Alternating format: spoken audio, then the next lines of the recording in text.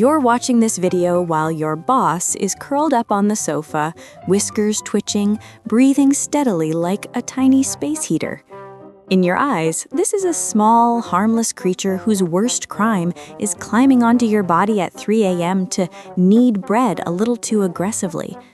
But in the human imagination over thousands of years, that exact same cat has been turned into a child-eating monster, a soul thief, a harbinger of death, or a human-cat hybrid wandering the night.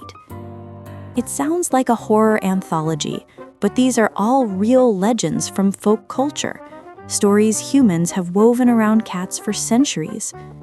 In this video, we'll walk through 9 of the most famous, dark sides of cats in legends around the world, from the Christmas cat to demon cat in the US Capitol, Bakeneko, Nekomata, cat Sith, Kasha, and the evil Italian cat duo, all the way to a continental collective meme of black cats and witches in Europe that once pushed countless cats into the flames.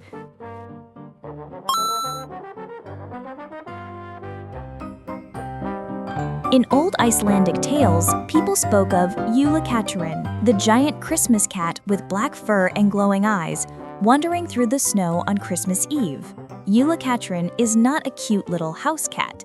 It roams across snowy fields on Christmas night, peeking through people's windows to look for one thing: whether you have new clothes to wear or not. Anyone without new clothes, especially children, will be eaten by it or have their best Christmas food stolen. It sounds cruel, but this was how adults turned a survival deadline into a ghost story. In old Iceland, wool and clothing weren't just fun holiday shopping. They were what decided whether you survived the winter or not. Warm clothes meant life or death, so everyone, from kids to adults, had to help with spinning wool and weaving cloth. Today, Yule Cat still appears all over Iceland during the festive season. Giant cat statues in city squares, decorations, songs. But the cat no longer comes to eat people. It has become a playful symbol, reminding everyone that each person deserves at least one new item, a bit of warmth at Christmas, especially those who are forgotten. For modern cat lovers like you, the Christmas cat quietly sends a down-to-earth reminder.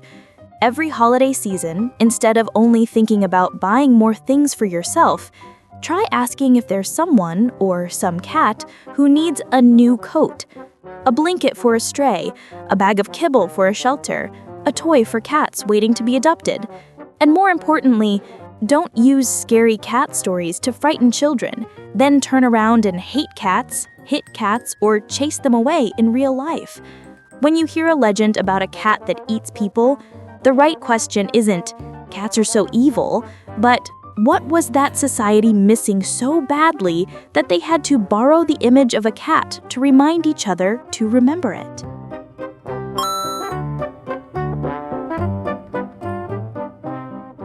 Late at night in the US Capitol, the stone hallway is deserted, yellow light pooling on the floor. A security guard notices a black cat sitting at the far end of the corridor, staring at him. He walks closer, muttering to shoo it away, but the closer he gets, the bigger the cat becomes. From the size of a house cat, it swells to the size of a tiger, its eyes glowing green, teeth bared. The guard panics, throws his hands over his face, and when he lowers them, the hallway is empty again. A few days later, the whole country erupts over a major incident, and just like that, the legend of the demon cat of Washington, D.C. is born. In American folklore, the demon cat is said to haunt the old tunnels and corridors of the Capitol and the White House.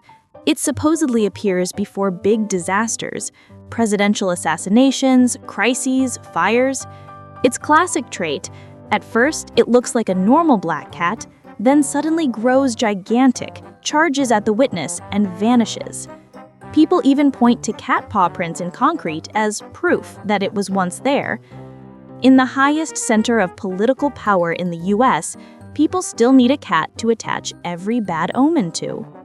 Strip away the spooky surface, and you'll see a very down-to-earth scene. An old building, dark tunnels, feral cats kept for rodent control, Night shift guards who are sleepy or drunk, flickering lights, and minds weighed down by worries about war, assassination, and political schemes. One shadow, a pair of eyes catching the light, one echoing sound in a hallway. And that's more than enough for the human brain to inflate it into a giant, disaster-foretelling cat. The demon cat is not just a ghost story.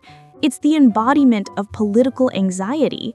All the things you can't control or fully understand, so you pin them on a cat. Today, the demon cat mostly lives on in tours and ghost story books. But for cat lovers, it carries a clear lesson. Whenever something bad happens, humans go searching for a scapegoat to blame. Sometimes it's black cats, sometimes the demon cat, sometimes some random bad omen. Instead of looking at systems and people, instead of fearing cats, it's better to learn to recognize the demon cat inside ourselves. Those moments when we're exhausted, stressed, lacking information, and we start inventing monsters just to feel less helpless. If there is a real demon cat in your life, it's probably the cat lying on your chest every night, listening to your heartbeat speed up while you doom scroll the news, quietly reminding you, put down your phone, play with them for a while. Reality is right here, not in the ghosts inside your head.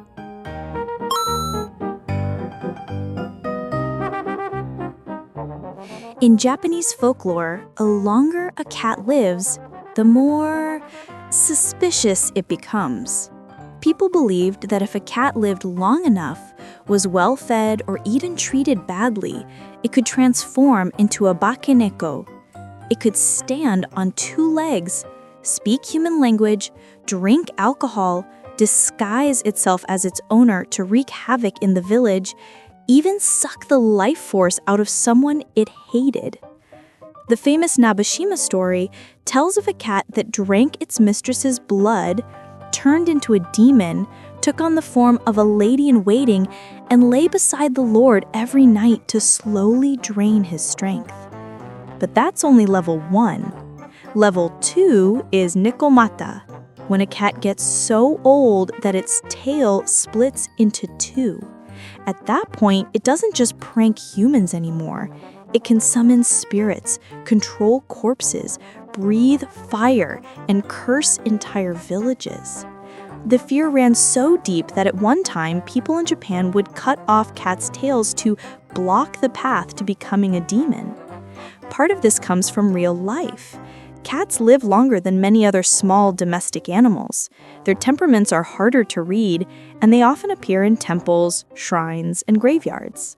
The odd behaviors of elderly cats, yowling at night, staring into dark corners, jumping around strangely because of pain, were easily interpreted as signs of turning into a monster.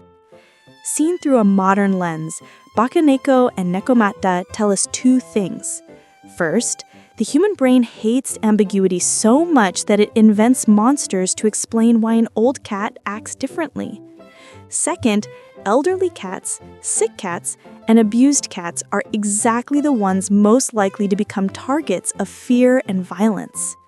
Today, instead of cutting tails, chasing, or fearing old cats as bad luck, the kindest thing you can do is give them a peaceful old age. Regular health checks, paying attention to joint pain, reducing stress, preparing a soft resting spot, and accepting that a cat who's lived long enough will sometimes seem a bit weird. Not because it's a demon, but because it's just like any other elderly being in this world.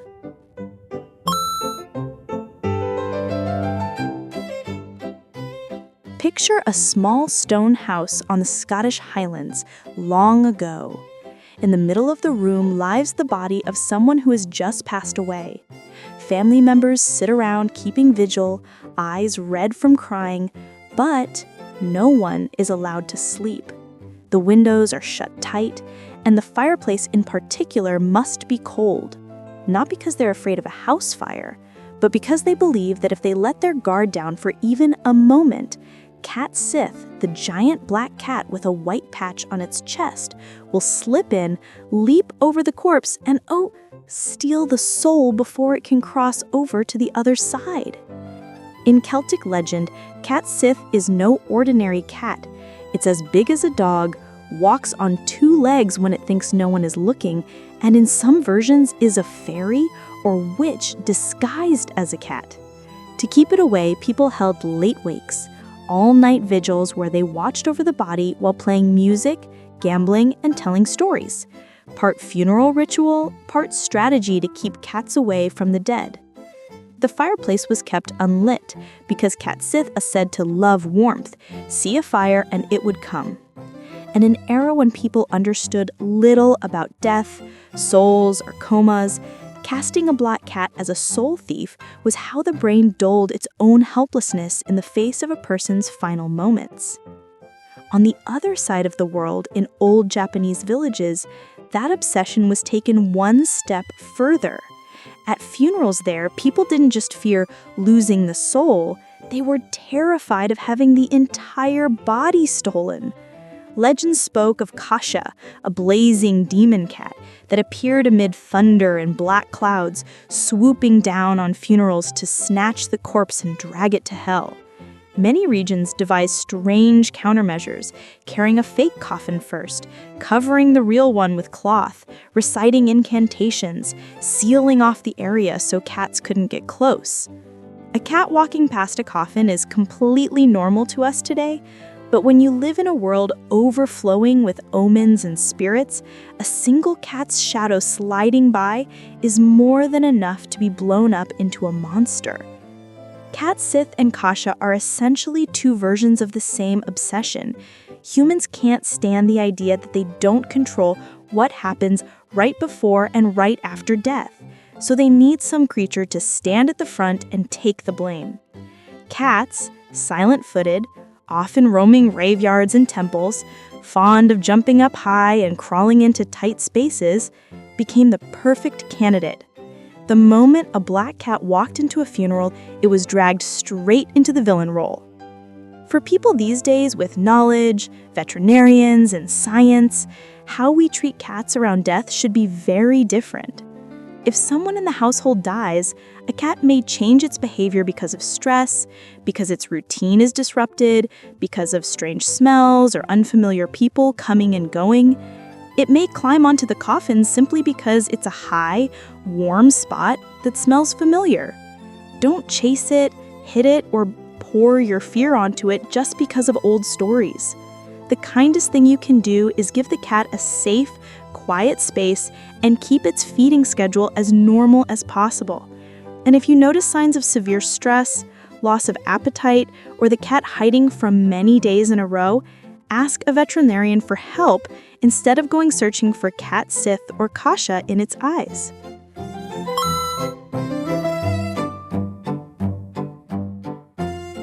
In the south of France, people whisper about a creature called the Matagot, usually appearing in the shape of a black cat with shining eyes, hiding in bushes, barns, or dark alleyways.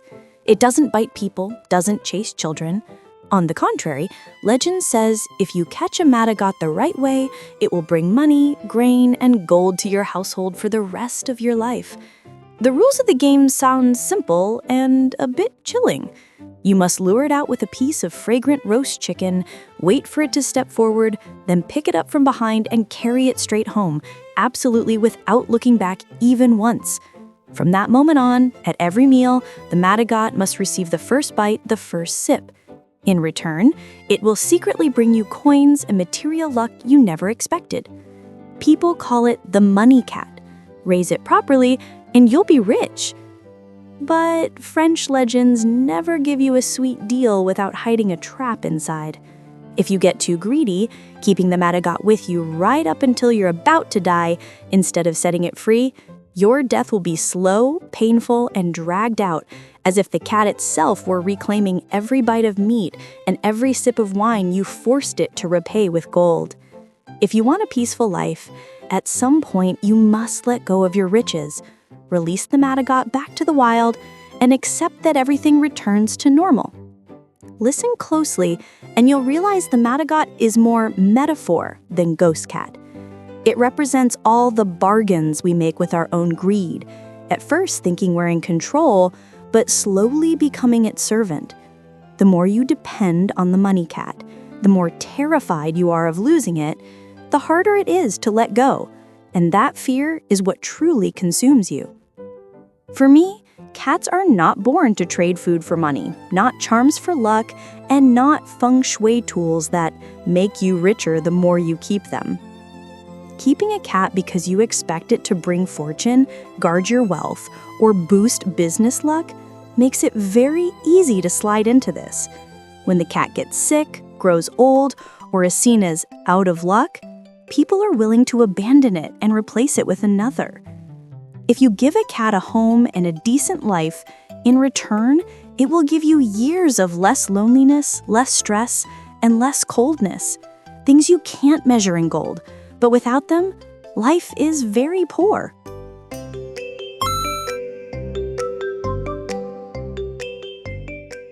If Iceland has a Christmas cat that eats kid without new clothes, Italy has its own special pair of child managers, Gatto, Mammone, and Gata, Carogna.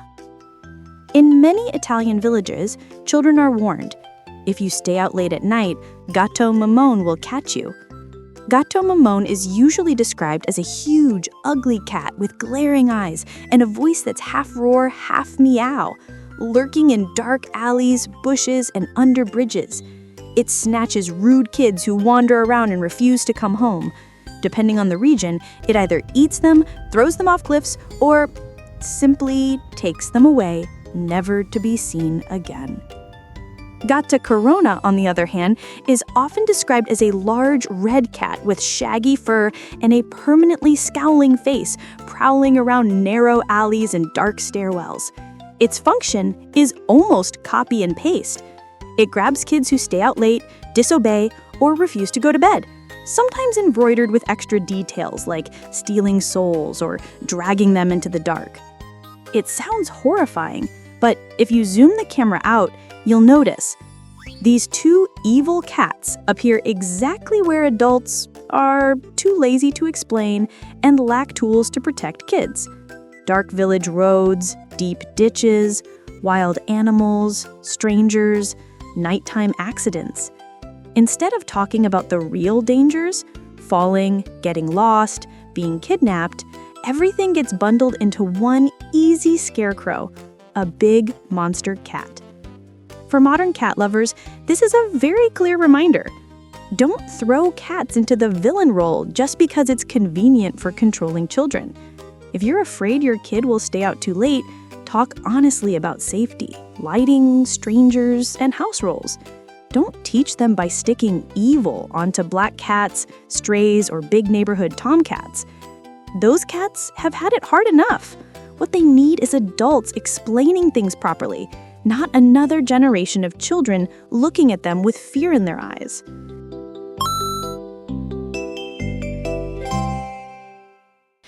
In rural parts of Argentina, especially across the vast pampas, people whisper about Hombre Gato, the cat man.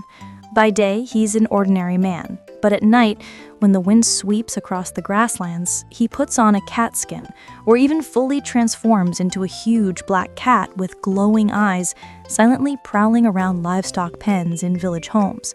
Some stories say he preys on chickens, sheep, and cattle. Darker tales claim he hunts people who wander alone at night. Hombre Gato is like a local version of the werewolf, half human, half beast, tied to the night, to uncontrolled urges, to the outer edges of towns where there are few lights and many dangers.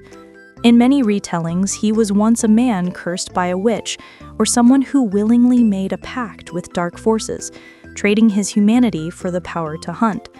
But if you look calmly, you'll see that Hombre Gato is both the fear of getting lost, attacked, or assaulted in the dark, and a way adults warn each other, and children, don't wander alone on the plains. Don't trust strangers. Don't underestimate the night. The interesting point is this. In most versions, the cat here is no longer the small animal you hold in your arms, but a mask worn over a human. It's humans who are dangerous. The cat's fur is just a costume that helps the story slip more easily into people's imaginations. For us today, Hombre Gato is a gentle reminder. The scariest thing at night isn't the cat, It's the humans with beastly faces. Real cats are just out there hunting insects and mice and looking for a quiet place to sleep, while the legend borrows their image to warn us about things that are very human.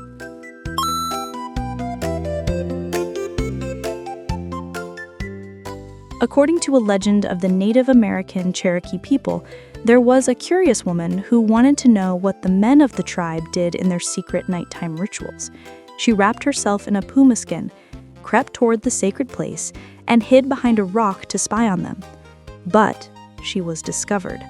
The shaman didn't just scold her or send her away, he cursed her, binding her soul forever to the animal skin she had used as a disguise, turning her into a creature half woman, half cat, with wild animal eyes, but a howl that still sounds almost like a human cry. From then on, the Wampus Cat had to wander alone in the Appalachian Mountains, both a feral cat and a reminder that women who dared to cross forbidden boundaries would pay with their very human form. From the horror angle, the Wampus Cat is a monster, lurking in the forest, terrifying livestock, its screams echoing through the night and chilling everyone who hears them. But look closely and you'll see that this is really a story about the social prejudices of the past, controlling women through fear. Women were not allowed to be curious, not allowed to step into men's spaces, not allowed to ask why they were excluded from important rituals. The feline shape here is once again borrowed as a mask for a social message dragged into the villain role to carry the weight of power rules that people were afraid to state out loud.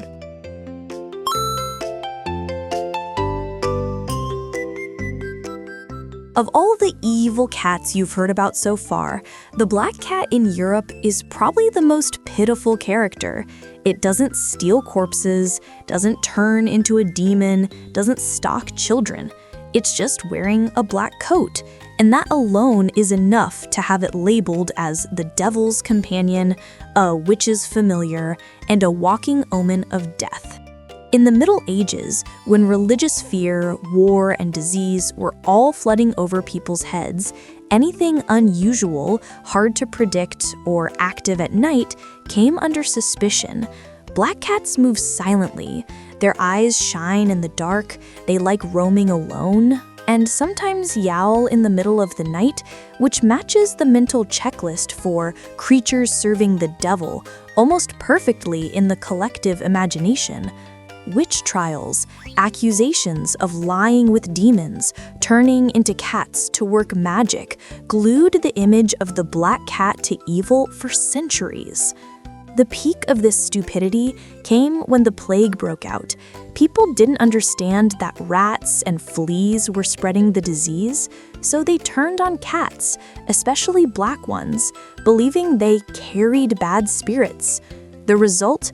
More rats, more disease, and more cats being burned, stoned, and hanged just because of their coat color. This isn't just a ghost story, it's a very real animal welfare disaster. If you've watched our separate video on black cats, you'll remember we talked about how baseless beliefs like these led to countless black cats being killed, avoided in shelters, adopted less often, and may even have helped disease spread further.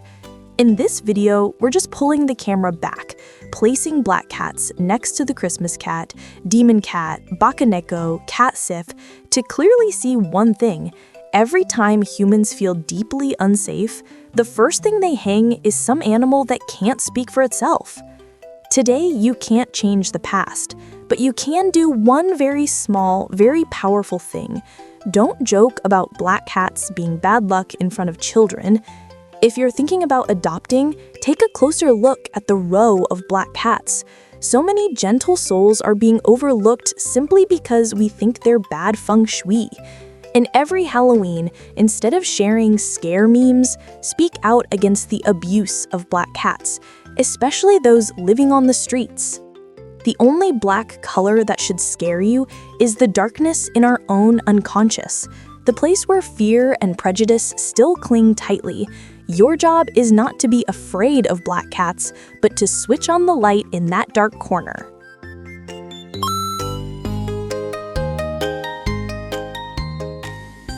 Looking back, the scariest thing in all those stories was never the cat. The truly frightening part is how humans use their own fear to control children, to punish women, to blame disease, to sugarcoat greed, to create a container for emotions we don't know where else to put. The cat just happened to be standing in the wrong place, near graveyards, near fireplaces, near temples and shrines, near the dark corners where people embroidered their ghosts and gods into existence. Today, we no longer live in a world of torches, nameless plagues, and witch trials. We have electric lights, veterinarians, research on feline behavior and emotions, and shelters fighting every single day to save stray cats from the very consequences of those old legends. If we keep telling ghost stories without ever examining them, we're just repeating the mistakes of our ancestors in a new language. So if we had to boil this video down into a very quick checklist for cat lovers, it would be this. Go ahead and enjoy the legends. Shiver at the Christmas cat, the demon cat, cat Sith, but when you step back into real life, don't let any story become a reason to fear cats, hate cats, or hurt a specific cat. Our job is not to hunt monsters, but to peel the monster masks off the faces of cats that have been wrongly accused. If you've made it this far, you probably understand. Cats don't need any more grisly legends. What they need are humans willing to learn, to dismantle prejudice, and to stand on their side when someone still insists that black cats are bad luck, old cats curse the house, or stray cats are full of disease. If this video has reached you, please help us do one very small but very powerful thing. Hit like, subscribe to the channel, share this video with someone who's still afraid of black cats, and tell us in the comments which cat in these 9 legends you feel most for, and whether your own boss has ever been branded as unlucky. Who knows? Maybe from the stories you leave down in the comments, the next generation of cat legends will carry a little less blood and a few more grams of warmth.